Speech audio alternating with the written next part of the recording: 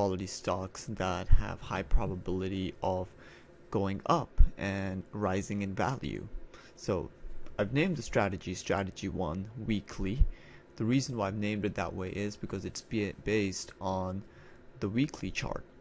And the best thing about something like this is that if it's based on the weekly chart, you literally just have to check on the chart maybe at the end of every day. That's it. Maybe give it 5 minutes a day, nothing more. So let's dive right into our strategy.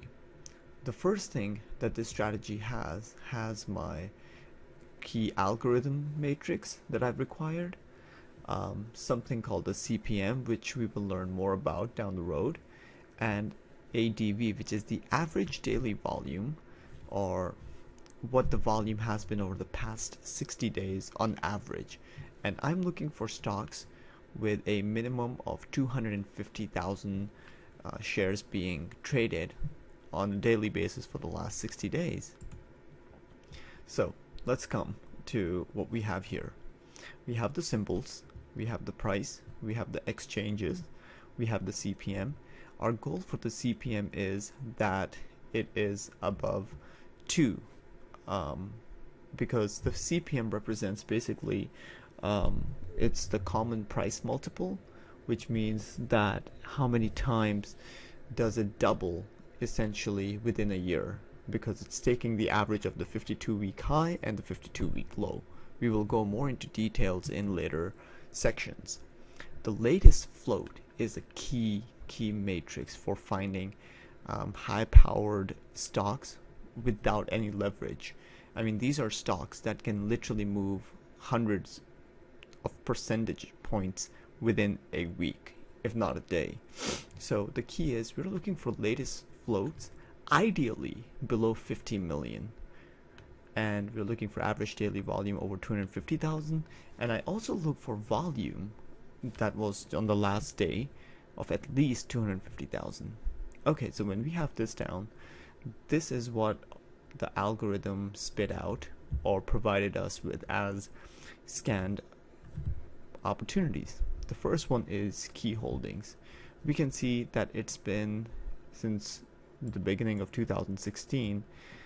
The low that it hit was $3.91, and the highest it made in 1 year was $13.57. So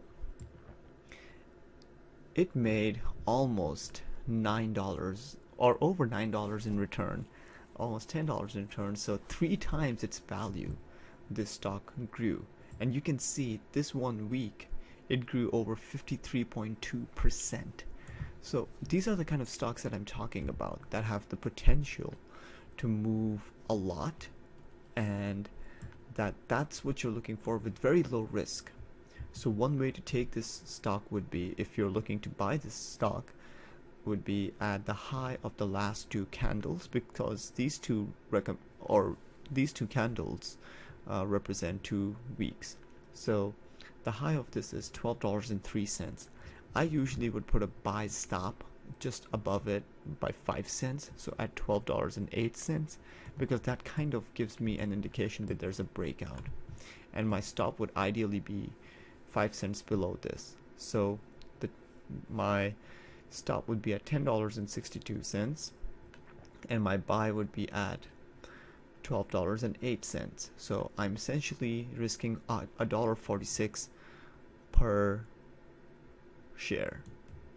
But the potential for this stock is that it can easily go all the way. It can double within this year. There's a very high probability, because the highest it's been is over $23, and so yeah, it can easily double.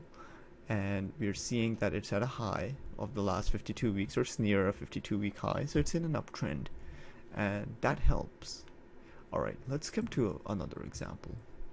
Similar thing that you can see, the low for this stock was $7.32, and the high that it made has been, wow, $29.45.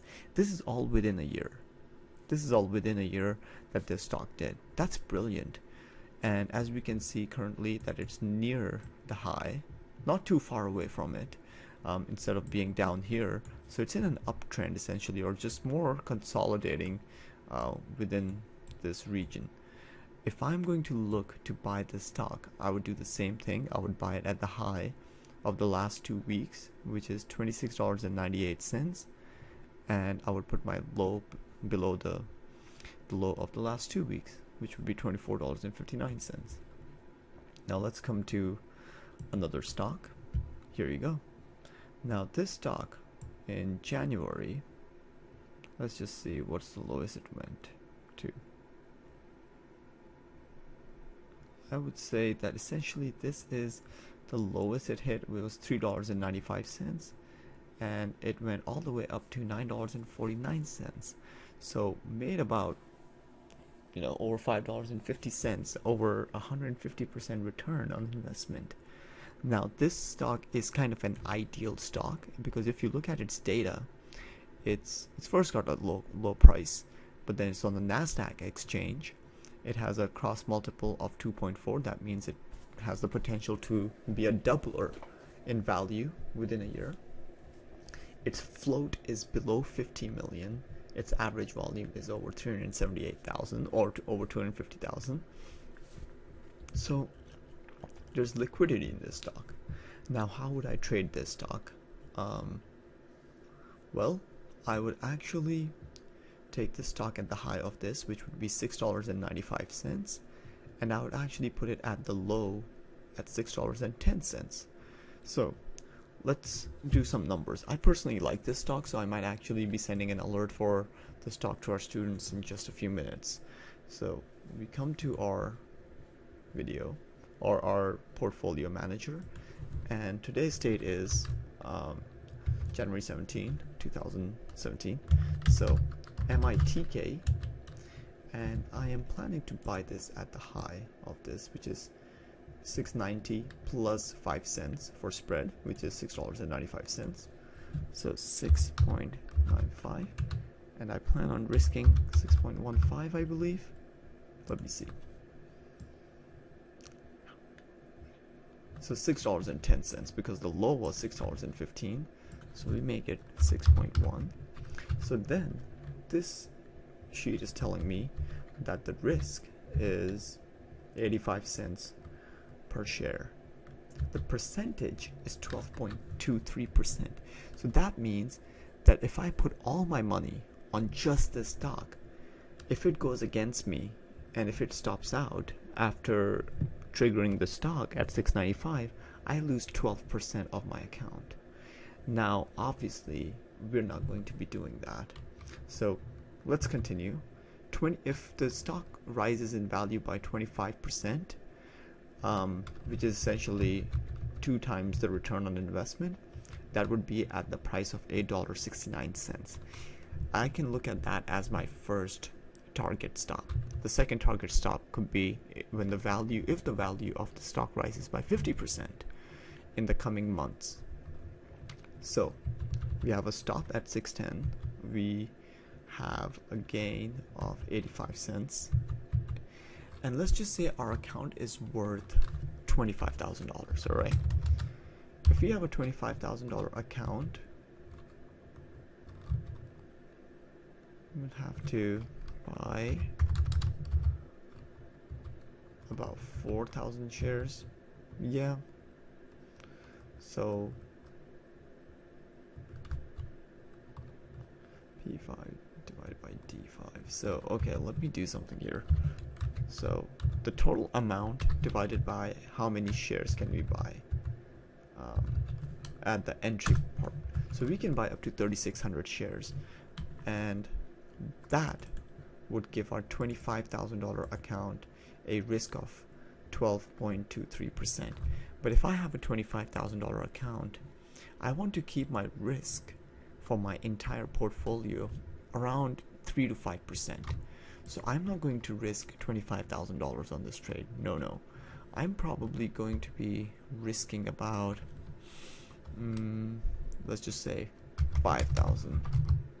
So that means I may buy around 700 shares of this for approximately $600 risk on a $25,000 account.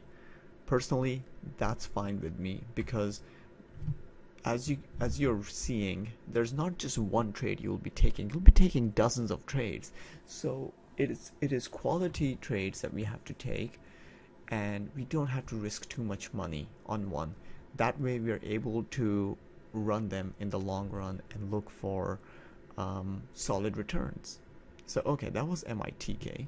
I'll be sending an alert based on that. And let's move on to the next one.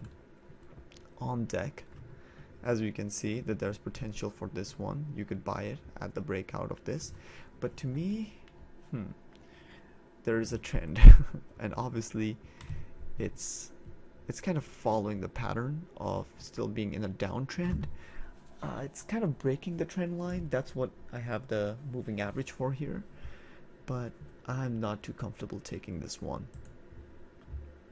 This one looks like a good one, Cena Corp, but as you can see, the float is increasing in value, yet the CPM is still greater than 2, so there's still potential for this one to double. And just to see and look at things, we can see from 2016, and if you're looking at January 2016, right here, the low was $39.58 and the high was over $85. So it did double within a year, or essentially within 9 months. This one doubled, so there's potential. So I can look to buy at the breakout of 69.42 and put a stop at 66.35. So let's do that. Let's see how that works. Let's look at Cena at 69.42, and then I think, which is the high of this, plus 5 cents, and 66.35 right here. Okay, whoops. 66.35. So our risk is $3 a share, or our risk is 4% of our entire portfolio if we put all our money on this stock. And if it continues to rise, this is how it would look. If you're risking $5,000, you would be able to buy 72 shares for $220. These are the kind of trades you want to be looking for, ideally, that have low risk and potential to be doublers within a year. They can be very lucrative, because if you're risking 4% of your portfolio, or even 1%, and you take 10 of these kind of trades within a year, and if they are doubling, you're making a 20% return annually, and that happens quite too often with these kind of trades.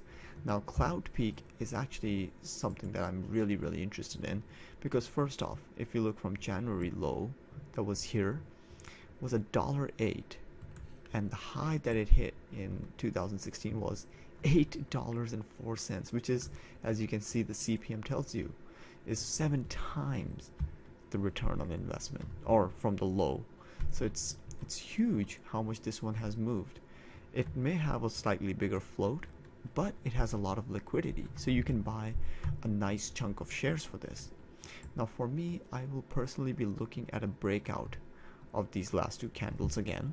So the high of this is 578 and this is 573, so I would buy at $5.83, and I would put my stop at $4.96. Alright, so this is Cloud Peak CLD, $5.83 and 4.96.